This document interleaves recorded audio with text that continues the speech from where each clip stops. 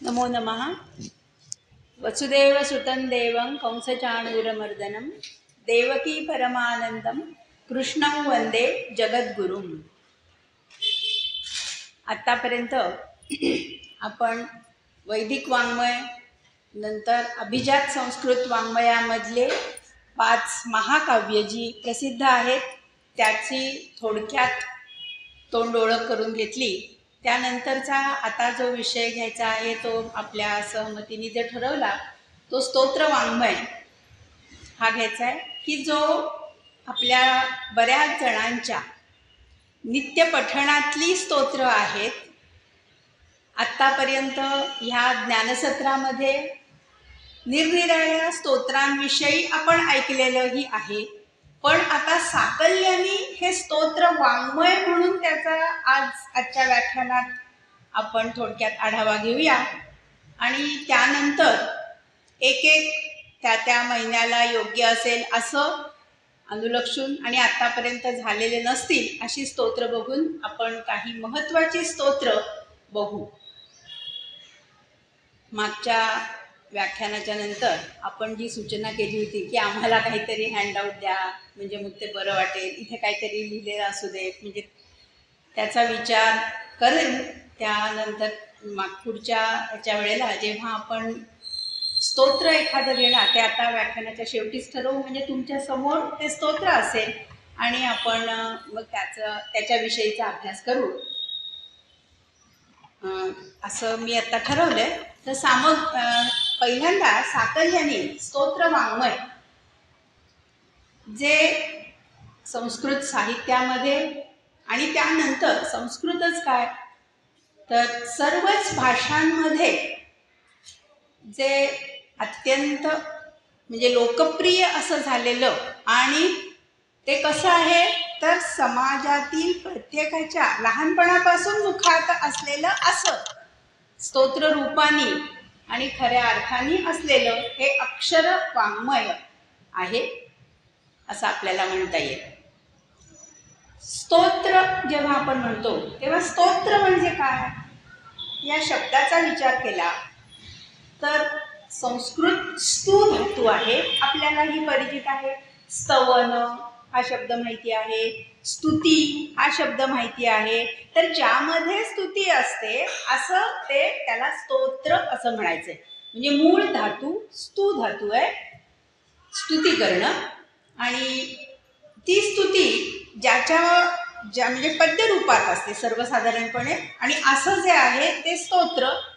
मग त्यामध्ये त्या स्तोत्रामध्ये गेयता हा प्राधान्याने गुण असतो, कारण स्तोत्र हा म्हणजे स्तोत्र म्हटलं की भक्त आणि ते ज्याची स्तुती करायची आहे तो अर्थातच परमेश्वर असतो, देव असेल, कदाचित एखादा राजा किंवा विद्वान, आणि त्याही पलीकडे स्तोत्र कोणाची असते ती स्तुती कोणाची तर एखाद्या तत्वाची स्तुती असेल, किंवा एखाद्याने दानधर्म केला तर ती दानांची स्तुती असेल, म्हणजे कोणाची जे चांगलं कर्म सत्कृत्याची स्तुती असेल, अशी जी काय स्तुतीपर काव्य असतील त्याला स्तोत्र असं म्हणायचंय। आता संस्कृत साहित्याच्या परिप्रेक्षामध्ये आपल्याला हे स्तोत्र कुठे बसेल तर पद्यकाव्य तर आहेच, म्हणजे साधारणपणे वाङ्मयाची विभागणी आपण गद्य आणि पद्य असं करतो, तर त्याच्यापैकी स्तोत्र वाङ्मय हे पद्य वाङ्मयात येईल। पण त्यातूनही पद्य वाङ्मयामध्ये सुद्धा आणखीन एक आपल्याला असं म्हणता येईल की ही मागच्या सगळ्या 5 व्याख्यानांमध्ये आपण महाकाव्य बघितली ना, तसं हे महाकाव्य नसतं, तर ही स्फुटकाव्य असतात, आणि असं हे स्फुटकाव्य असलेलं ते स्तोत्र म्हणजे पद्य स्फुटकाव्य अशी त्याची परिगणना आपल्याला या स्तोत्र वाङ्मयाची करता येईल। स्तोत्र वाङ्मय असं जेव्हा मी म्हणतेय तेव्हा त्याचा उगम वैदिक काळापासून आहे असं आपल्याला म्हणावं लागेल। ऋग्वेदामध्ये वैदिक ऋषींनी ज्या शक्तींचं, ज्या देवतांचं वर्णन केलंय, स्तुती केली, ती एक प्रकारची स्तोत्रच आहे. ती आता आपण त्याला संस्कृत म्हणू, पण ती वैदिक भाषेत असलेली स्तोत्रच आहे, की ज्याला सूक्त असं म्हटलं गेलं. सूक्त म्हणजे सुउक्त, चांगलं म्हटलेलं. तसंच सुभाषित असाही शब्द येतो की संस्कृतमध्ये अशी स्फुटकाव्य म्हणजे सुभाषित असतात, चांगली वचन. मग तो चांगला विचार असेल, एकतर म्हणजे किती भाग येतात बघा. हे सगळं त्या स्तोत्र वाङ्मयामध्ये येईल. म्हणजे सूक्ती, सुभाषित आणि स्तोत्र अशी ही स्तोत्र वाङ्मयाची आपल्याला विभागणी करता येईल. सर्वसाधारणपणे स्तोत्र म्हणजे स्तुती असलेलं, मग देवतेचे, राजाची किंवा मोठ्यांची, गुरुजनांची अशी स्तवन म्हणजे स्तोत्र असं आपण सर्वसाधारणपणे म्हणूया. मग आता आपण संस्कृत वाङ्मयामधली बघतोय, पण त्याचबरोबर मराठी वाङ्मय किंवा सर्व प्रादेशिक भाषांमध्येही अशी गुरुची स्तवन आहेतच. मग ती सगळी ह्या स्तोत्र वाङ्मय ह्या एका मोठ्या छत्रीखाली त्याला सगळ्यांचा त्याचा समावेश होईल. मग स्तोत्र म्हणजे मगाशी सांगितलं स्तू हा धातू आहे, आणि मग त्याचं कसं घ्यायचं तर स्तूयते अनेन, ज्याच्या साह्याने स्तुती केली जाते ते स्तोत्र. अनेन म्हणजे याच्याद्वारा, स्तूयते स्तुती केली जाते ते स्तोत्र. या म्हणजे प्राचीन परंपरा बघायला गेलं तर वैदिक वाङ्मयापासून आपल्याला बघता येईल. ऋग्वेदातली कितीतरी सूक्त जी आहेत ती उत्तम स्तोत्र आहेत असं आपल्याला म्हणता येईल. जेव्हा आपण हे स्तोत्र असा शब्द म्हणतो त्याच वेळेला आपल्याला एक लक्षात येईल की इथे भक्तिरस आहे. म्हणजे भक्त आपल्या उपास्य दैवतेचे किंवा जो आपला आदर्श असेल, दैवतच असायला पाहिजे असाही आपण आग्रह नको धरूया, जो आपला आदर्श असेल त्याची स्तुती करणं आणि ते स्तोत्र आहे. म्हणजेच इथे भक्तियुक्त अंतःकरण असणं हे महत्वाचं आहे. स्तोत्राची जी पार्श्वभूमी आहे, त्याचा जो पाया आहे ते भक्तियुक्त अंतःकरणाने स्तुती करणं, शुद्ध मनाने आपल्याहून श्रेष्ठ असलेल्या अशा देवतेची किंवा एखाद्या वेळेला राजाची किंवा अव्यक्त असं तत्व असं म्हणा त्याचीही स्तुती अशी केली जाईल. कारण ब्रह्म हे तत्व आहे ना. मग त्या ब्रह्माची चिदानंद रूप शिवोहम शिवोहम हे स्तोत्र म्हटल्यावर आपल्याला सहज लक्षात येईल हे शंकराचार्यांचं जे स्तोत्र आहे.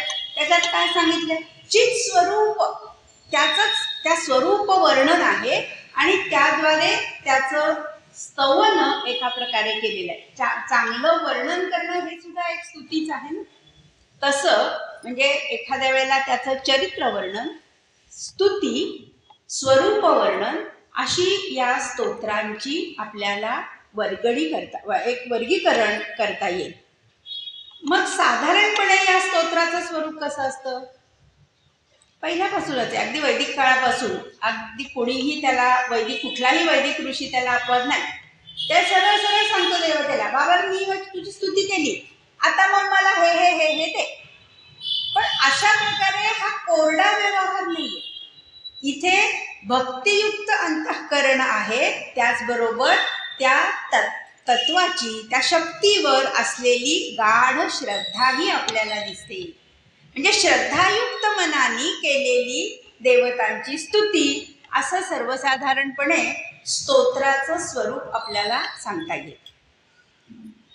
मग आता काही वेळेला आपण बरीच स्तोत्र आपल्या नित्य पठणातही असतात, काही प्रासंगिक स्वरूपात आपण ते आज ही तिथी आहे मग हे स्तोत्र आहे, आज हा वार आहे शंकराच्या देवतेची, अमुक देवतांची, अशी वेगवेगळी स्तवन करत असतो.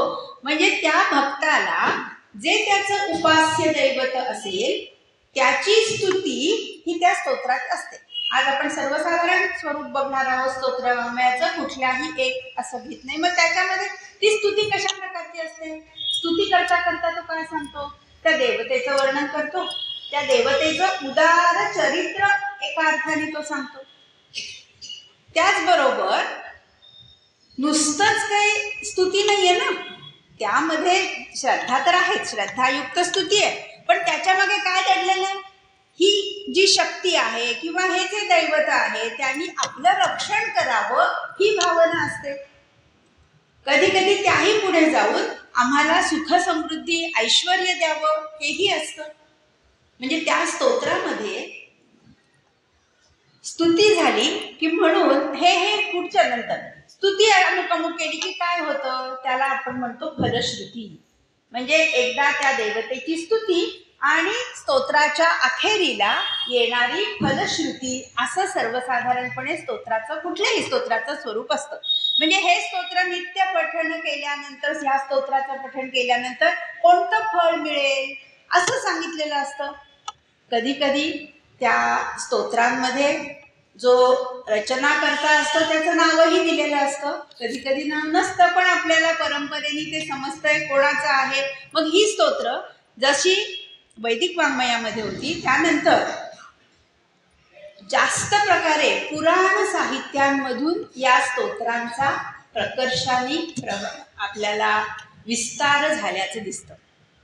आपल्याला माहिती आहे 18 पुराणं आहेत, 18 उपपुराणं आहेत, वेगवेगळ्या देवतांची पुराणं आहेत. त्याच वेळेला आता पुराण ही वेदाच्या नंतरचे, वेदकाळानंतर, म्हणजे जेव्हा सनातन संस्कृती, हिंदू संस्कृती असं तुम्ही म्हणा, त्या संस्कृतीचा एक त्याला आकार स्वरूप असं जे दिलं गेलं, त्यामध्ये मोठा हातभार आहे हा पुराणांचा आहे. मग ही पुराणं, या पुराणांमध्ये म्हणजे आता शिवपुराण आहे, देवी पुराण आहे, गणेश पुराण हे अलीकडचं आहे, पण याच्यामध्ये साहजिकच आपल्याला गणेशाची स्तुती केलेली, निरनिराळ्या ऋषींनी निरनिराळ्या प्रसंगांनी अनेक कथा, त्याची महती आणि स्तोत्र असं दिसतं. या सगळ्याचा एकत्रितपणे जो काय स्वरूप येईल ते पुराण असतं. मग शिवपुराण आहे, स्कंद पुराण आहे, भागवत पुराण आहे, म्हणजे अशी वेगवेगळ्या देवतांची स्तोत्र प्रामुख्याने आपल्याला पुराण वाङ्मयातून आलेली आहे. आणि म्हणजे देवता, या देवता संकल्पना तर पूर्वीपासून होती, पण त्याचं दृढीकरण जे झालं हे पुराण कालामध्ये झाले. आणि मग एक एक देवतांची महती या स्तोत्रांनी वाढवली, कारण त्या त्या देवतेचं सामर्थ्य या स्तोत्रांमधून वर्णिलं गेलं. मग त्याचबरोबर कदाचित कथाभाग सुद्धा आला, मोठी मोठी स्तोत्र आली, छोटी स्तोत्र आली, अनेक अनेक वैविध्य आपल्याला या स्तोत्र वाङ्मयांमधून दिसतं. आणि त्यानुसार स्तोत्रांचे प्रकार पडले. म्हणजे कसे, तर स्वरूपावरून प्रकार, श्लोक संख्येवरून स्तोत्रांचे प्रकार, आणि ती स्तुती करत असताना त्याच्यामध्ये आलेली जी नामं आहेत त्यावरून आलेले स्तोत्रांचे प्रकार. त्या स्वरूपावरून कसं, तर या सगळं साधारणपणे एकच असतं, देवतांची स्तुती करून आमचं रक्षण करावं हेच त्याच्यामध्ये सांगितलंय.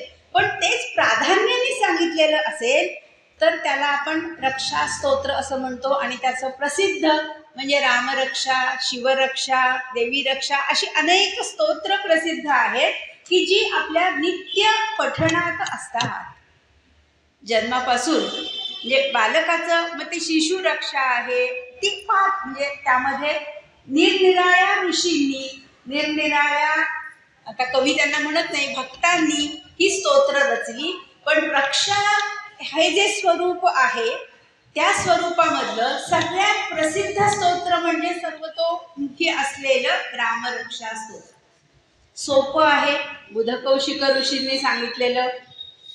त्याचबरोबर रामरक्षा झाल्यानंतर हेच रक्षा करायची आहे, मग त्याचं स्वरूप कसं येतं, तर सगळ्या आपल्या शरीरातले जे अवयव आहेत, रामम पातू, नंतर आपल्याला माहिती आहे ती सगळी म्हणजे अगदी पायाशी, डोक्यापासून पायापर्यंत, आणि मग पातू रामो अखिलम वपुहू, अखिलम वपुहू रामः पातू, अशाच प्रकारची एक स्तोत्र प्रसिद्ध झालं. ते सर्वतोमुखी आल्याबरोबर काय मग होतं, प्रत्येक उपासक आपापल्या देवीची, देवाची अशा प्रकारची रक्षा स्तोत्र करण्यास म्हणजे रचण्यास तो प्रारंभ करतो. ही अहमहमिका जणू लागते. आणि त्यामुळे काय झालं, स्तोत्र वाङ्मय समृद्ध तर झालंच, पण देवताही समृद्ध झाल्या. म्हणजे भक्तांनी देवतांना समृद्ध केलं, लोकप्रिय केलं, हे या स्तोत्र वाङ्मयांच्या आधारे. कारण जितकं, आणि ते भाषा नंतरचं असेल तर ती भाषा ही तशी सुलभ होती. वैदिक काळामध्ये वैदिक भाषा, ब्राह्मण काळांमध्ये त्याचं गद्यच आहे, त्यामुळे स्तोत्राचा प्रसंग येत नाही, तिथे कथा भाग येतात. उपनिषदांमध्ये सुद्धा वेगळाच भाग येतो, पण स्तोत्र खरी सुरू झाली एक म्हणजे ऋग्वेदामध्ये दिसतील की जी सूक्त आपण ज्याला म्हणतोय, आणि त्यानंतर एकदम जे येतं ते पुराण काल. मग प्राचीन पुराणांपासून अर्वाचीन पुराणांपर्यंत ही अनेक स्तोत्र आली. पण त्याचबरोबर पुराण कथा ज्या आल्या, ज्या विकसित झाल्या हळूहळू, हे सगळं मौखिक वाङ्मय होतं. मग त्या मौखिक वाङ्मयातून जे कोणी सांगत असेल, ही कथा असते ना, प्रत्येक जण आपण लहानपणी ऐकलेली कथा जेव्हा आता आपल्या नातवंडांना सांगतो, आपली भर काहीतरी घालतो ना त्या कथेमध्ये, तीच कथा असते. पण प्रत्येक घरात थोडं वेगळं जसं होतं, तसंच या स्तोत्रांचंही झालेलं आहे. आणि अनेक स्तोत्र निर्माण झाली. हे रक्षा, त्या रक्षेचंच आणखीन एक स्वरूप आलं. थोडी उपासनेमध्ये सुद्धा जशी जशी प्रगती व्हायला लागली, तसं माझ्या भोवती ह्या देवतेचं सुरक्षा कवच असू दे म्हणून कवच असलेली अशी स्तोत्र निर्माण झाली. त्यातलं महत्वाचं स्तोत्र आहे शिवकवच. हे महत्वाचं आहे, जुनं आहे, प्राचीन आहे. त्याचबरोबर गणेश कवच, मग सगळ्यांनी झाली. गाणपत्य जे होते त्यांनी गणेश कवच रचली. ह्यातलं एक एक काहीतरी आपण आपल्या प्रवचनांमधनं घेऊया प्रत्येक, म्हणजे आता फक्त स्वरूप सांगते. मग शिवकवच, देवी कवच, विष्णू कवच, अशी सगळी ही कवच स्तोत्र झाली. मग यामध्ये आणि रक्षा स्तोत्रांमध्ये काय फरक आहे? फरक काहीच नाहीये. फक्त रक्षा स्तोत्र जी आली त्याच्यामध्ये काय केलं, एक एक अवयव आणि त्या देवतेचं एक एक नाव. रामरक्षा डोळ्यासमोर आणा, सगळ्यांना पाठ आहे रामरक्षा, म्हणून त्या परत वेळ घालवत नाहीये. एक एक अवयव घेतलेला आहे आणि ह्यांनी ह्याचं रक्षण करावं, ह्या देवतेने ह्याचं, म्हणजे सगळं रामानेच रक्षण करायचं. कृष्ण स्तोत्र असेल तर कृष्णांनी रक्षण करायचंय, तसंच श्रीकृष्ण रक्षा असंही स्तोत्र आहे, त्यांनी रक्षण करायचं. देवी, ही सगळी नावं. आणि मग सर्वांगाचं रक्षण करावं, असं सगळं नुसतं चालेल. कवच स्तोत्रामध्ये थोडा तांत्रिक भाग आहे. आता म्हणजे पूजा अर्चना या उपासनांमध्ये नंतरच्या काळामध्ये तंत्र आलं. शाक्तपंथ जसा आला, नाव माहितीये ना शाक्तपंथ, तर तिथे तंत्राचा वापर जास्त केला गेला. आणि मग ते तंत्र मंत्र, आपण म्हणतो ना मंत्रतंत्र हा शब्द भाषेमध्ये उच्चारला जातो. मग हे जे काय तंत्र म्हणजे विशिष्ट पद्धत. तंत्र म्हणजे काय, एखादी गोष्ट करायची विशिष्ट तीच आणि तीच पद्धत, याला तंत्र म्हणायचं. चालेल, हेही चालेल तेही चालेल असं तंत्रात नसतं. म्हणजे ह्या एका मार्गानेच ते करायला पाहिजे असं जेव्हा सांगितलं जाते, मग ते तांत्रिकता त्याच्यामध्ये आली. असं जे आलं, मग ते त्या मंत्रांनी, म्हणजे मंत्र म्हणजे ते स्तोत्र, जे काय एक स्तोत्र असेल. आता अथर्वशीर्ष, अथर्वशीर्षामधला बीज मंत्र कोणता आहे असा विचार केला, म्हणजे ओम गंग गणपतये नमः, हा एवढा एकच मंत्र येतो, इतका सोपा. पण हा मंत्र आहे. मंत्र जेव्हा तुम्ही म्हणता तेव्हा त्याला शक्ती आहे, आणि तो मंत्र असा उघडा नाही ठेवायचा. आता हे तंत्र जे आलं त्यामध्ये जेवढं झाकलेलं असेल तेवढी त्याची शक्ती जास्त. म्हणून त्या जे काय बीज मंत्र आहे त्याच्या अलीकडे पलीकडे अशी सगळी एक स्तोत्राची माळ गुंफलेली आहे बघा तुम्ही. आणि मग काय आहे गणपती अथर्वशीर्षामध्ये, अववक्तारम, अवश्रोतारम, अवधातारम, अवधातारम, म्हणजे काय, अव म्हणजे काय, रक्षण कर. म्हणजे रक्षा स्तोत्र जे पुढे सुरू झालं, म्हणजे हे काय कर, तू सगळ्या प्रकारचे श्रोतारम, श्रोत्याचं, धातारम, दातारम, देणारा, धारण करणारा, सगळ्याचं रक्षण कर तू, असं सांगितलं ना. म्हणजे हे रक्षा कवच सगळ्या तऱ्हेनी सर्व प्रकारे सांगून, म्हणजे एक प्रकारे जसं बाणांनी लढाईच्या वेळेला त्या शत्रूचे बाण आपल्याबरोबर येऊ नयेत म्हणून कवच एक घातलेलं असतं. महाभारत युद्धामध्ये माहिती आहे, श्रीकृष्ण जोपर्यंत तेव्हा अर्जुनाच्या भोवती असं असेल सरळ त्याच्यापर्यंत बाण यायचे नाही. हे जे असं कवच आहे मंत्रांनी साधलेलं, तसं हे स्तोत्राच्या साह्याने जे निर्माण केलं त्याला म्हणायचं कवच. मग हे शिवकवच स्तोत्र म्हणजे त्या रक्षा स्तोत्राच्या थोडी वरची पायरी असं मी म्हणते ना आता समजायच्या दृष्टीने. सगळी म्हणजे त्याच्या अर्थात काही उच्च नीचता वगैरे असा भाव नाहीये, पण रचनाकारांनी ते तसं केलं नाही तर मग नाव त्याचं कारण काय नाही. ते जास्त प्रभावी व्हावं म्हणून ते आलं, त्याच्यासाठी त्याला कवच म्हटलं. मग ही कवच रक्षा स्तोत्र ही तुलनेनी म्हणायला सोपी आहेत, त्यामुळे आपण सगळ्यांच्याच तोंडी असतात. पण कवच हे थोडं तंत्राकडे जातं, त्याला काही विशिष्ट पद्धती आहेत, त्यामुळे सर्वत्र नेहमीच असं असेल नाही. म्हणजे सगळ्यात अगदी आपलं गणपतीचं 12 नावं असलेलं स्तोत्र हे सगळ्यात सोपं असतं, सतत सगळे पहिल्यांदा त्यामुळे म्हणत असतात. आणि मग शेवटी जे येते ती फलश्रुती आहे. पहिल्यांदा त्या गणपतीची नावं आहेत ना सगळी, आणि नमन आहे त्या नावांना. हे काय आहे, ती स्तुती कुठे आहे, पण ती जी नावं घेतली ती नावं म्हणजे एक प्रकारे स्तुतीच आहे.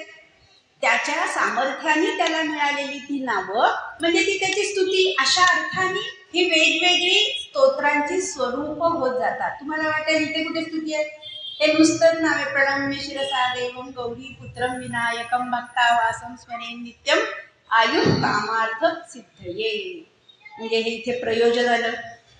कशासाठी हे स्तोत्र म्हणायचं तर आयुष्य म्हणजे दीर्घायुष्य आणि आपल्या सगळ्या इच्छा आकांक्षा पूर्ण व्हाव्यात यासाठी हे स्तोत्र आहे. सोपं, कारण हे खूप अर्वाचीन काळातलं असल्यामुळे त्याला सुलभता आणि लोकांच्या पठणात सतत यावं, नित्य पठणातलं असल्यामुळे तिथे सोपं आहे.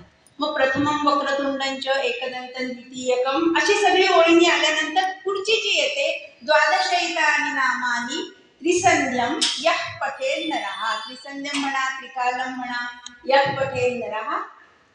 हे झाल्यानंतर जे जे काय होईल ते माहिती आहे, सगळ्यांना पाठ आहे त्यामुळे मी म्हणत नाही.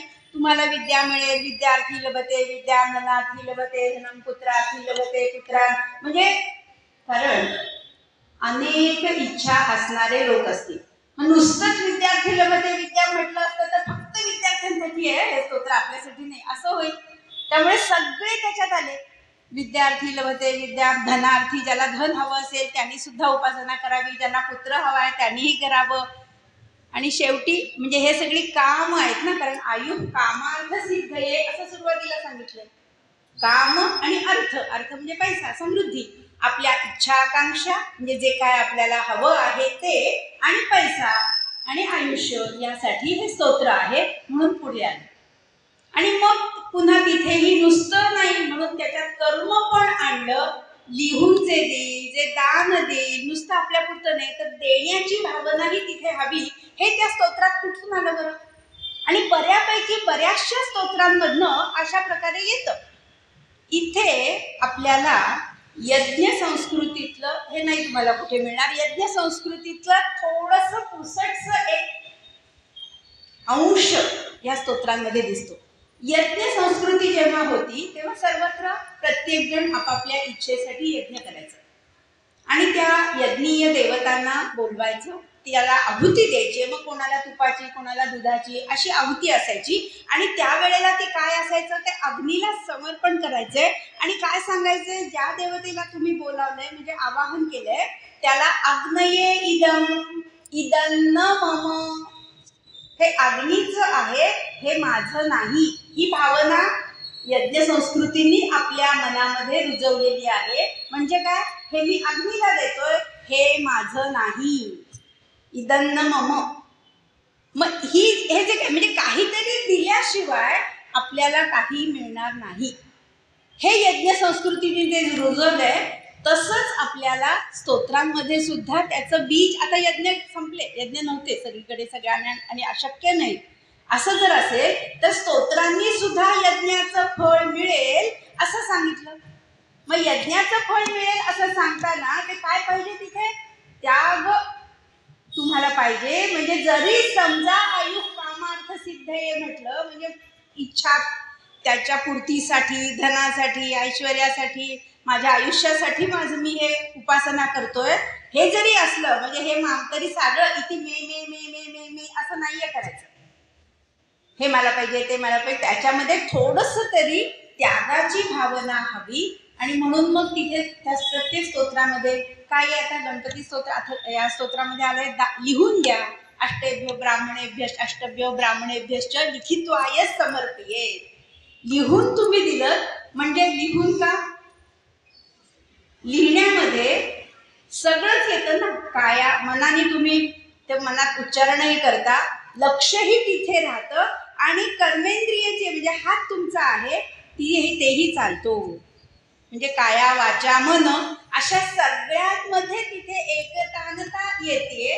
आणि मग ते आता मी लिहिले म्हणजे मी जपून द्यायचंय, दिल्यानंतर मग हे फळ मिळेल. असं छोटंसं स्तोत्र आहे पण त्यांनी किती तत्व आपल्याला सांगितली गेली आहेत. अशा अर्थाने जर आपण त्या स्तोत्रांकडे बघितलं तर एक वेगळीच मजा आपल्याला त्या स्तोत्रांमधून देवतेची स्तुती असते, मनाला समाधान मिळतं, हे तर आहेच.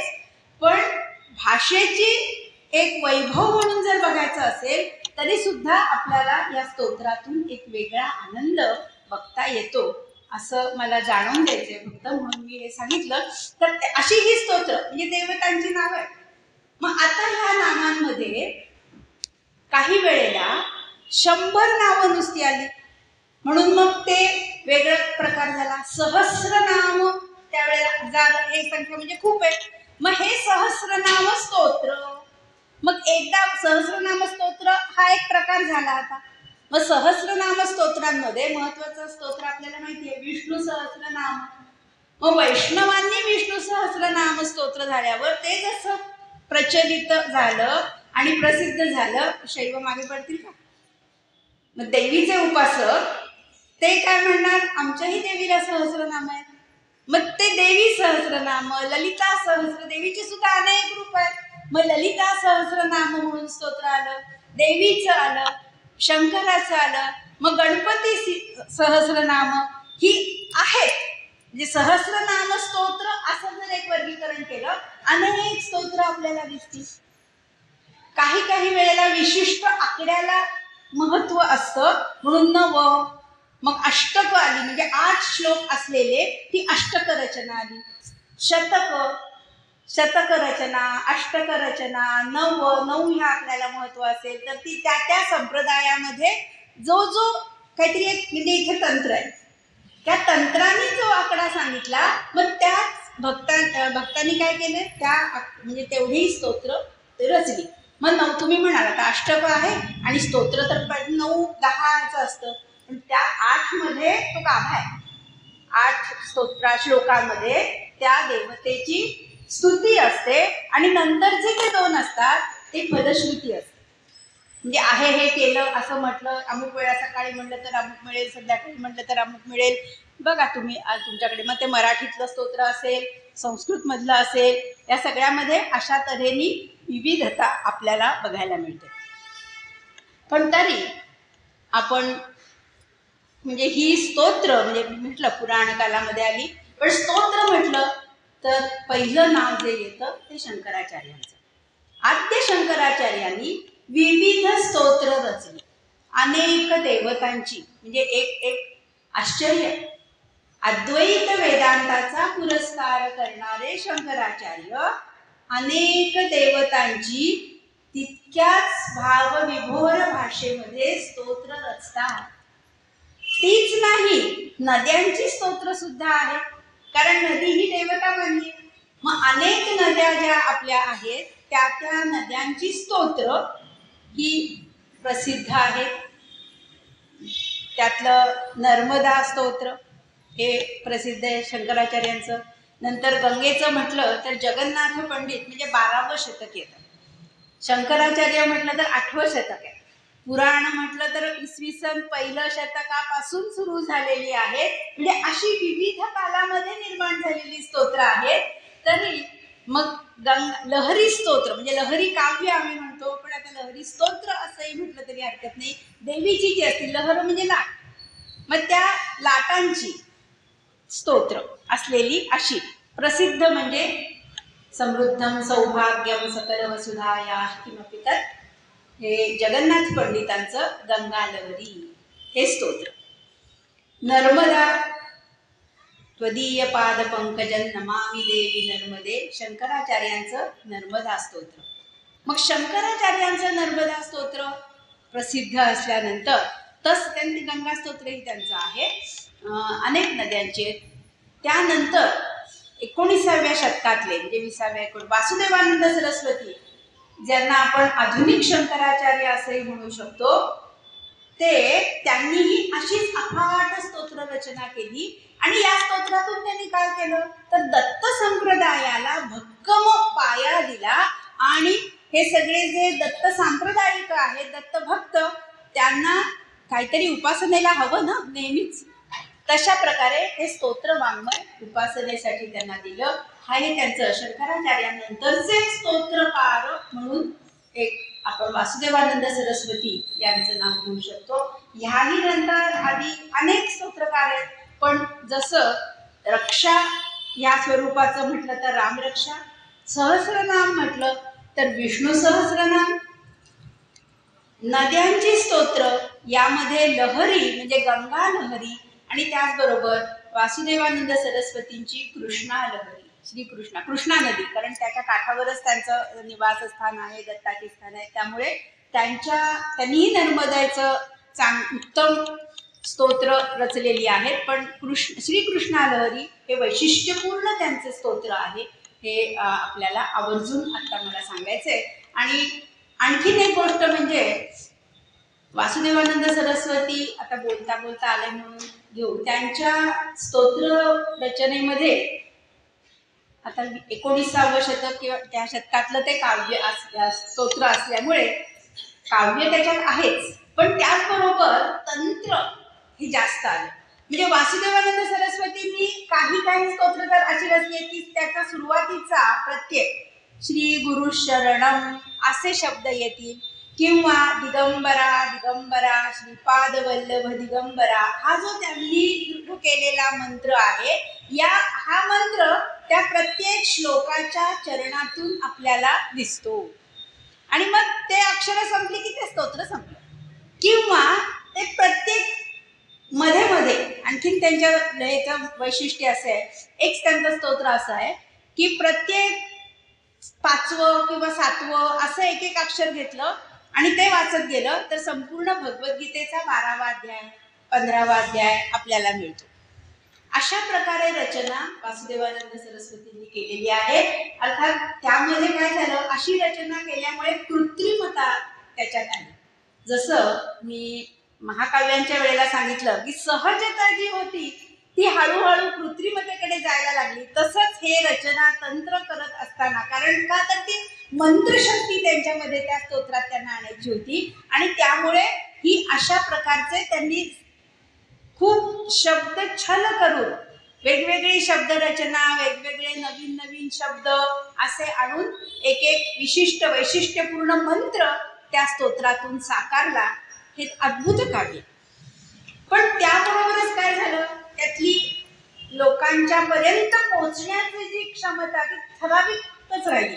त्यामुळे वासुदेवानंद सरस्वतींचं घोरात कष्टात उद्धरास्मान नमस्ते हे जे कष्टोद्धारण स्तोत्र आहे ते जितकं लोकप्रिय आहे तितकी बाकीची स्तोत्र चांगली आहेत, पण तेवढी लोकप्रिय झाली नाहीत. त्याचं कारण त्याची गेयता, त्याच्यामध्ये सुलभता आहे ना म्हणण्यात, ती हळूहळू काही म्हणजे, आणि ते म्हणजे दत्ताचं स्तोत्र हे छोटं पण आहे, पटकन तुम्हाला म्हणता येतं अशा अर्थाने आहे. आणि त्यानंतर बाकी पुष्कळ म्हणजे गुरुचरित्र असतात, त्याच्याऐवजी 52 श्लोकी श्री गुरुचरित्र हेही तुमच्या पठणात असेल, मराठीत आहे ते, नामधारक म्हणे सिद्ध असेल, ही त्याची नंतर म्हणजे संस्कृत वाङ्मयातून प्रादेशिक वाङ्मयाकडे ते दत्तोपासकांनी केलेली ही एका अर्थाने स्तोत्रांची प्रगतीच आहे.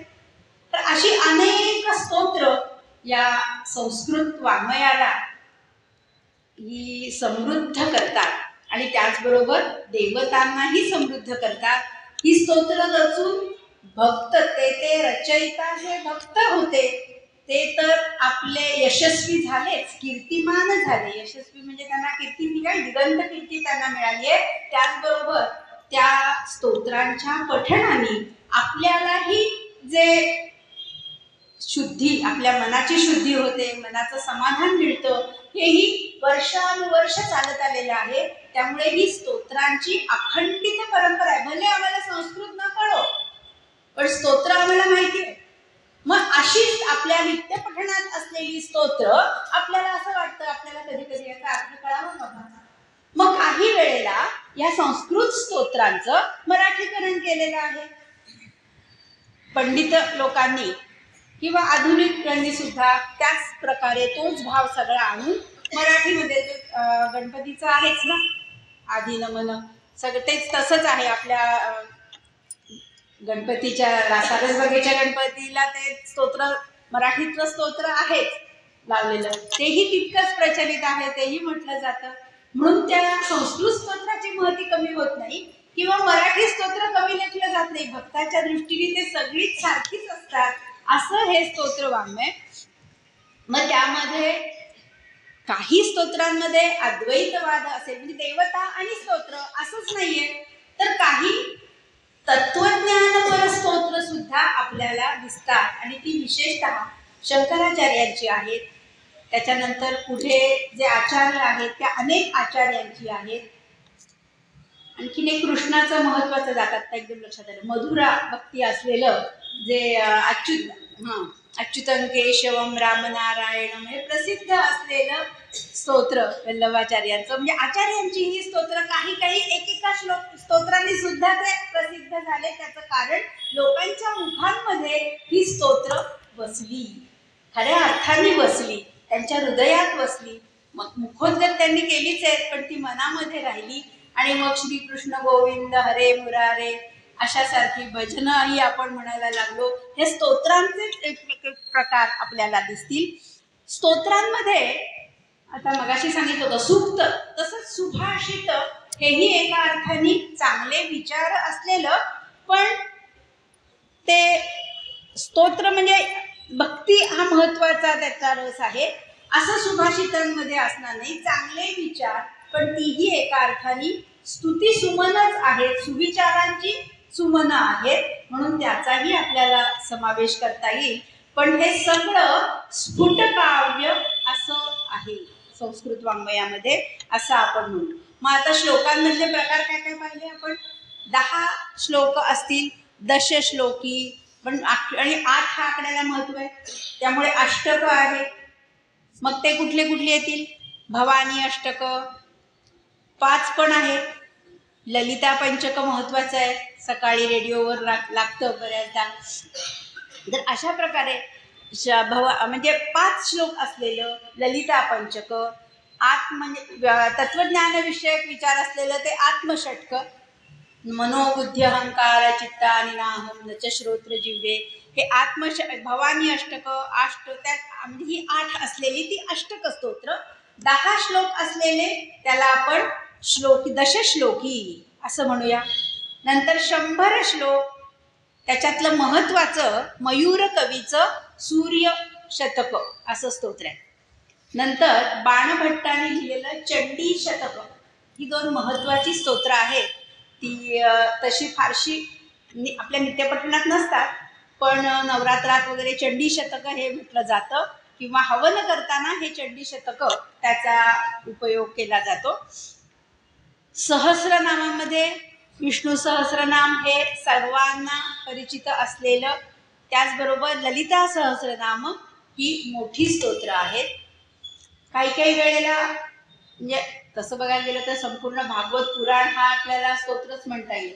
अखंड विष्णूची स्तुती असलेलं, पण त्यातलं पद्य जे असेल ते आपण स्तोत्र म्हणूया. पण त्याचबरोबर एकश्लोकी सुद्धा स्तोत्र आहेत की ज्याच्यात संपूर्ण म्हणजे एकश्लोकी रामायण आहे, एकश्लोकी महाभारत आहे, एकश्लोकी भागवत आहे. नंतर भगवद्गीता हेही एक स्तोत्र असं म्हणता येईल का? कारण म्हणता येईल ना? नाही का? तत्वज्ञानावर असलेलं आहे ना, ते तत्वज्ञानाचा विचार त्याच्यात आहे. त्याच्यामध्ये 11वा अध्याय ते स्तोत्र म्हणता येईल तुम्हाला पूर्णपणे. म्हणजे स्तोत्र म्हणजे स्तुती असं जर म्हणायला गेलं तर अर्जुनाने केलेली श्रीकृष्णाची त्या विश्वरूपाची स्तुती या अर्थाने ते स्तोत्र झालं. पण कसं झालं, संपूर्ण 18 अध्यायाची भगवद्गीता हा तत्वज्ञान विषय सांगणारे पण आत्माचं ते सांगणारे असे दुसऱ्या अध्यायातले जे श्लोक आहेत तेही स्तोत्र तुम्ही म्हणू शकता. त्यातले काही 10 श्लोक निवडत आणि ते स्तोत्र म्हणून असा गीतेचा प्रचार अशा तऱ्हेनेही आपल्याला करता येतो की जेणेकरून संपूर्ण 18 अध्याय नाही घ्यायचे, ते जड जात आहे. आता 18 अध्यायी लोकांचे सहजगत्या पाठ होतात आणि आहेतच आपल्या पुण्यातच. आणि गीता धर्म मंडळाचं बरोबर मी असं कोणी म्हणत नाही असं म्हणण्याचं धारिष्ट्य करणार नाही, कारण आहेत करणारी लोक. पण त्याचबरोबर आणखी त्याचा प्रचार करायचा असेल तर हे एक श्रीकृष्णाचं स्तवन ते स्तोत्र. भाषा सोपी आहे. आत्मषटक जसं होतंय तसंच हे देही नित्यमवद्योयम ही स्तोत्रच म्हणू शकतो. वासांसी जीर्णानि यथा विहाय ही आत्म्याचं स्वरूप सांगणारी ही स्तोत्र आहे. मग त्याच्यासाठी काय करावं लागेल, आता स्तोत्र म्हटलं तर त्याला फलश्रुती हवी ना. मग ती अशी फलश्रुती निर्माण करून म्हणजे एक नवीन रचना होते. त्या आत्म्याचं स्वरूप सगळे सांगणारी स्तोत्र श्लोक एकत्र करायचे, त्याला फलश्रुती जोडायची की हे नित्य पठण जे करेल त्याला मोक्ष मिळेल. असा एक श्लोक केला की ते स्तोत्र होईल ना. अशा प्रकारेही नंतर आधुनिक कवींनी स्तोत्र रचलेली आहेत. नाही, खरं आहे. अशा प्रकारची स्तोत्र आणि मग त्या त्या संप्रदायामध्ये त्या त्या परंपरेमध्ये ती पठणाला आणि शेवटी काय आहे, लोकांपर्यंत पोचणं महत्वाचं आहे. आणि ते लोकांच्या गळी उतरवणं आणि त्या गळ्यातून मुखातून बाहेर येणं हे एवढं महत्वाचं आहे. तर हे स्तोत्र वाङ्मय अशाच प्रकारे येऊन मौखिक त्याला आधारभक्कम लाभतो आणि मग ती कशी होतात, अजरामर स्तोत्र होतात. असे हे स्तोत्रांमधले. त्याचबरोबर आणखीन एक महत्वाचं स्तोत्र सांगायचं राहिलं ते म्हणजे शिवाचं कोणतं महत्वाचं स्तोत्र आहे, पुष्पदंत विरचित स्तोत्र, महिम्न स्तोत्र. बरोबर, महिम्न स्तोत्र म्हणजे जसं विष्णू सहस्रनामाचं एक आगळं स्थान आहे, जसं अथर्वशीर्ष अर्थात ते अथर्वशीर्ष ही संहिता आहे, तो वेदातला भाग झाला. गणपती स्तोत्राला एक महत्वाचं स्थान आहे, ललिता सहस्रनामाला एक महत्वाचं स्थान आहे. त्याचप्रमाणे पुष्पदंत विरचित स्तोत्र हे जे आहे महिम्न स्तोत्र त्यालाही एक वेगळं स्थान आहे. गंगा लहरीचं वेगळं स्थान आहे. अशी ही एक एक आपण म्हणूया हे सगळे एक एक शिखर आहे स्तोत्र वाङ्मयातली. अशी काही स्तोत्र आपण या पुढच्या प्रवचनांमधून पाहूया. आता हे सगळं स्तोत्रांचं सर्वसाधारण स्वरूप आपल्याला सांगितलं की जेणेकरून भक्तीला सुलभता प्राप्त व्हावी आणि देवाचं नाव सर्व काळ यावं हा या उद्देशाने भक्त आणि देवता यांना जवळीक म्हणजे यांची जवळीक साधण्याचं काम या स्तोत्रांनी केलेलं आहे असं आपण निश्चितपणे म्हणू शकतो. आणि म्हणूनच ही स्तोत्र आणि त्याच्या गेयतेमुळे ज्यांनी रचलेली आहेत त्यांच्या रचना कौशल्यामुळे आजपर्यंत अखंडितपणे सर्वांच्या मुखातून येत असतात. आपण त्या स्तोत्राचा वैयक्तिक काही महत्त्वाच्या स्तोत्रांचा परिचय करून घेऊया पुढच्या व्याख्यानातनं. धन्यवाद.